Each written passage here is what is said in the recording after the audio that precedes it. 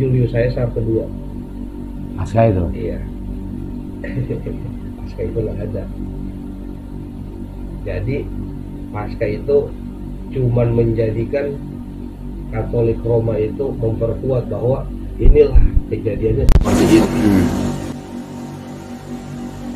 Kalau dibilang, nah Barnabas bilang di saat Yesus itu akan diculik malam, kan dia mau disalib, ceritanya kan mau disalib sebelum tentara Pilatus dan Herodes menemukan Yesus ada di bukit Getsemani yang sedang berdoa, berlutut dan bersujud kepada Tuhannya. Sebelum mereka sampai, ya si Yudas ini dirubah mukanya sama malaikat Jibril untuk menyerupai wajahnya seperti Yesus, dan dialah yang ditangkap dan dia yang disalib. Salib ya.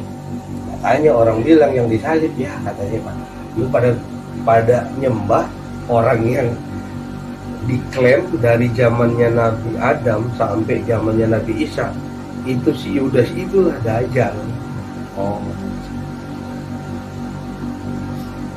Dajjal.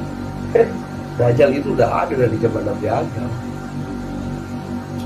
Terus Nabi Musa. Mas tiba-tiba mantep meluk Islam itu di umur berapa? Masih sekolah atau udah? Udah di 2010 udah di Jakarta. Oh, di udah Jakarta. di Bekasi. Jadi transisi saya dari 2007 ke 2010 itu saya belajar. Dan saya nggak mau nanya sama orang. Kalau saya nanya sama orang, ntar yang ada si A ngomong begini, si B ngomong bingung, begini. ya, Kan bingung. saya belajar sendiri, referensi buku ini. Nah, emang awal belajar itu dari buku-bukunya Muhammadiyah, karena kan dari nenek, dari turunannya kakek.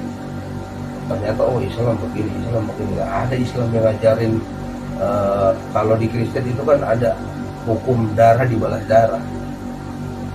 Nah, berubahlah di zaman Nabi Isa.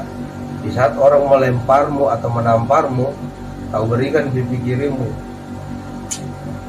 Itu maksudnya bukan orang pukul kita ini lagi, enggak, ya udah. Kalau masih bisa menghindar, kita begitu. Sebenarnya ajaran ada ajaran-ajaran positif dari kitabnya yang dibawa sama Nabi Isa, cuman ya itulah orang Roma ngebengkokin semua. Banyak yang kejadian Kamis Putih lah. Kalau Jumat Agung itu emang ada, tapi yang mereka jaga di kayu salib itu sebenarnya sih Yudas Iskariot namanya. Nah, Yudas itulah yang digadang-gadang dialah Dajjal, karena dia yang tipu muslihatnya paling serem waktu itu. Waktu masuk Islam, terus belum agama Islam yakin, ada orang yang membimbing kayak ustaz atau apa gitu. Udah kerja di Cikarang,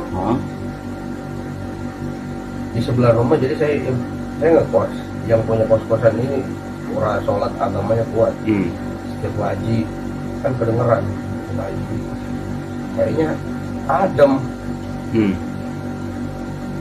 Ke gereja kok beda perasaan, kayak apa ya, berantem. Tapi waktu itu masih ke gereja ya? Masih ke gereja.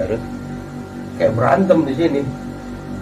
Di satu sisi ya saya harus masuk gereja, tapi di dalam gereja batin ini kayak nolak. Ngapain sih di sini? Tempat tuh bukan di sini. Tempat tuh tempat yang dimana lo dengar itu kayak masuk ke dari kolbu itu kayak adem. Akhirnya ngobrol sama yang punya kos-kosan. Pak, saya nggak apa-apa ya Pak, Bapak ngaji saya di sini duduk.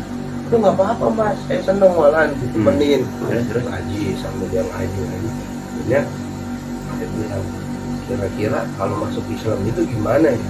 Bapak mau masuk Islam? Iya.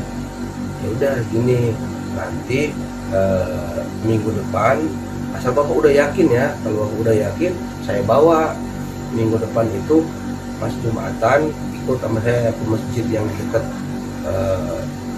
ada toko dekat kos-kosan itu kan, ada toko, di samping toko itu ada masjid besar. Di situ nanti ikut ya, nanti Bapak beliin awal mulanya. Iya, Bapak beliin sarung, baju koko, peci, akan pakai. Nah akhirnya ditanya, tapi sebelum hari Jumat yang minggu depannya ditanya, sebelumnya Bapak boleh nanya, Masnya udah sunat belum? Belum Pak. Oh syaratnya itu Bapak harus sunat dulu. Terus gimana? Ya udah, jadi dibiayain semua sama yang punya kosan. Dia disunat ke dokter pakai laser. Kalau kata kita mah ya laser, padahal cuma kawat kan itu kawat. Sudah pakai itu 3 hari sembuh. Pas hari Minggu itu saya di klinik disunat. Hari Rabu udah sembuh, nah, tinggal nunggu. Akhirnya diajarin sama si bapak, mulai diajarin wudhu itu begini caranya, dari permulaan ini dulu, ini semua. Nanti sebelum masuk ke masjid kamu kan udah bersih, istilah kasar kan, udah disunat itu kan udah bersih, udah bisa, tapi tinggal syahadatnya doang. Kamu wudhu, ikut sama bapak wudhu, tapi jangan masuk dulu, nggak usah di dalam, kamu di belakang aja dulu. Jadi bapak itu yang nuntun awal-awal ya. Nah, terus nah, selesai sholat Jumat, pokoknya saya udah wudhu di belakang duduk. Saya nggak ikut sholat Jumat, ngeliatin aja duduk. Orang memang ngeliatin, ya orang kenapa? Orang sholat Jumat, saya cuma duduk. Terus udah kelar sholat Jumat, si bapak ini maju ngomong ke imam sholat Jumat, ada orang yang mau masuk Islam. Udah panggil ke depan, kedengaran kan di mic, panggil nama saya kan. Lah orang bingung, namanya kan udah nama Islam dari kecil, namanya kan udah Nur Ihsan dari kecil. Oh dari kecil ya? Bukan sekarang, udah dari kecil Nur Ihsan. Dari kecil tuh udah Nur Ihsan. Iya. Namanya itu bagus banget. Dipanggil, saudara Nur Ihsan bisa datang ke sini. Pada bingung semua, lah mau masuk Islam namanya udah Nur Ihsan. Udah masuk, disitulah suruh syahadat, disaksiin sama jamaah yang sholat Jumat, penyerahan Al-Quran, tasbih apa semua perlengkapan sholat, udah salaman. Nah di situ baru ditanya, disuruh asal usul saya dari mana, jelasin, cerita aslinya dari Sukabumi, orang tua begini semua. Oh langsung situ rame, itu seluruh orang yang berjumatan pada salaman, tangan saya begini. Nah kelar nih, nggak habis nih orang, banyak amat. Dari situ udah masuk Islam.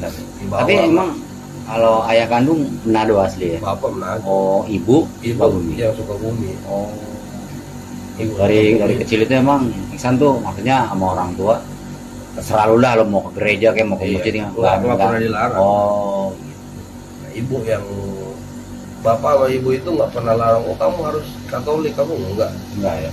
Senyamannya kamu di saat kamu udah bisa memilih agama, pilihlah agama yang kamu pilih, kamu bertanggung jawab lah sama agama yang kamu ambil.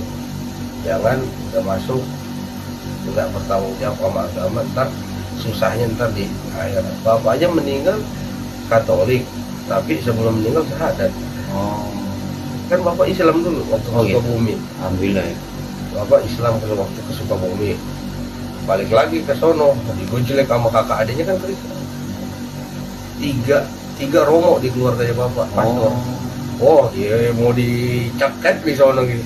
Nah udah, jadi ya seakan-akan Katolik itu di bapak itu ya di kulitnya, dalamannya mau udah enggak. Oh gitu. Begitu meninggal nggak ada yang tahu, yang tahu saya doang. Sebelum meninggal, sebelum beliau itu menghembusin nafas, dipanggil aja. Panggil Ustadz yang kan kita ada Islamic Center ya di Tomongan. Panggil Ustadz yang di Islamic Center, teman papi katanya. Panggil bilang papi udah mau pulang. Udah saya panggil, Ustadz lagi ngajar. Oh lari-lari dia langsung, ayo. Begitu masuk di UGD, ya disitulah dokter semua perawat suruh pergi, nggak boleh ada orang, cuman saya, papi sama Ustadz itu syahadat. Makanya makamnya beda. Ya alhamdulillah ya. Makamnya pakai peti tapi di dalam nggak pakai baju, kocok. Begitu orang datang mau ngantar jenazah, udah dimandiin, udah bersih semua. Nah itulah ngakal-akalannya kita, biar nggak ribut sama keluarga. Di peti itu masih pakai baju biasa, baju kalau Kristen kan pakai jas semua. Begitu masuk ke liang lahat, semua orang nggak ada. Sama saya, sama teman-teman sudah ada bilang, udah yang mau bantu nguburin cuma 7 orang, yang lain itu geser, nggak boleh ada yang lihat di liang lahat. Kayak di kafannya di dalam peti, langsung dikapanin di situ. Soalnya udah nggak bisa kan kita dari atas, waduh bisa dibombardir sama keluarga. Pada saat itu keluarga nganter nggak ada yang tahu kalau Nggak ada Bapak yang itu tahu. Muslim Udah lah ya. Muslim. Alhamdulillah. Jadi Ya. petinya di atas, kayaknya di bawah. Dibikin secara Muslim. Tapi kalau sekarang Ihsan masuk meluk Islam ini kayak keluarga dari Bapak sudah tahu semua. udah tahu, nggak ada yang berani. Karena saya udah bilang sebelum saya lahir itu bukan dengar haleluya, tapi yang saya dengar pas lahir itu ajan Ajan. di kuping kanan, saya dikomatin di kuping kiri, dan syahadat di ubun-ubun. Ya, lahir kan bapak sama kakek yang Lahir di Manado kan? Sukabumi. Oh di Sukabumi lahir. Sukabumi. Oh bukan di Manado Di ya. Manado. Oh. Besar doang di Manado, 17 tahun ya di Manado. Tapi lahir di Sukabumi. Lahir di Sukabumi. Makanya Masuk Muslim mantep tahun 2010. 2010. Usia Ihsan berapa tahun tuh? 2010 baru 20. 20 tahun. Iya. Sampai sekarang alhamdulillah ya. Alhamdulillah. Iya. Makin Alhamdulillah. Mantap. Barakallah.